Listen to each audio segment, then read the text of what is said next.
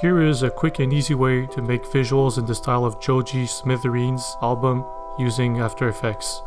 Let's go into After Effects and create a new composition. I'll be doing a square with 24 frames a second. Select the rectangle tool. In the fill options, choose linear gradient. We'll be doing a gradient from dark blue to green. If you want to make something different, you can choose any color you want. Next, we'll just create a shape layer to cover the whole composition.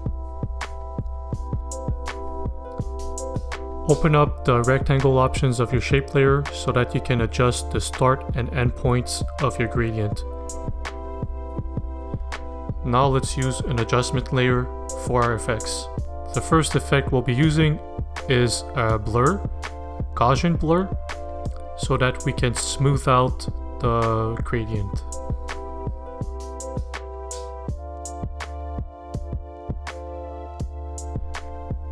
Then we'll use the second effect called Add Grain. The white square is showing you the preview. If you want the final output, you gotta switch the viewing mode to Final Output. This is the part where you can choose all kinds of grain. You can change the size of the grain and even the color. But you gotta be careful with grain because usually it's really hard to make it look good with all the compression on the internet. Even on Joji's channel you can see that it looks blurry. And that's with the VP09 compression, which is the best on YouTube. For our third effect, I added Lumetri color just to reduce the saturation a little bit. And here's just some fine tuning. You can go back and change the colors of the gradient. You can change the position of the gradient. You can change the grain, the size of the grain. All these parameters, it's up to you. Let's do a quick and easy animation here.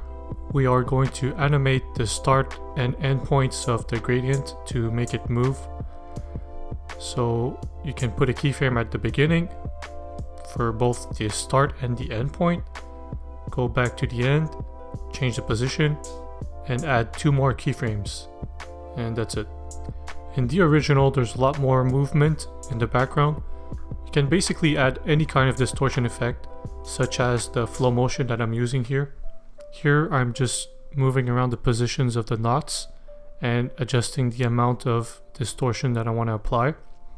I can also animate those points, just like we did before, and should add more movement.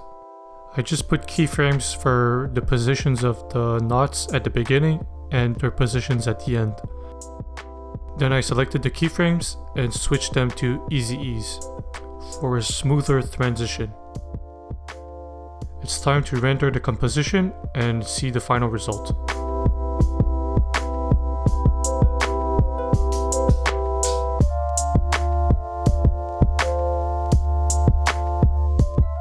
Obviously it's not perfect, it's not the same, but it just took us 5 minutes and the result is pretty good. So a quick recap, you want a linear gradient with 2 colors, you want to add some blur and then some grain, then you want some animations in the back, like animate the gradient, add some flow motion, or even add a turbulent noise. You can animate the evolution of that noise for more texture.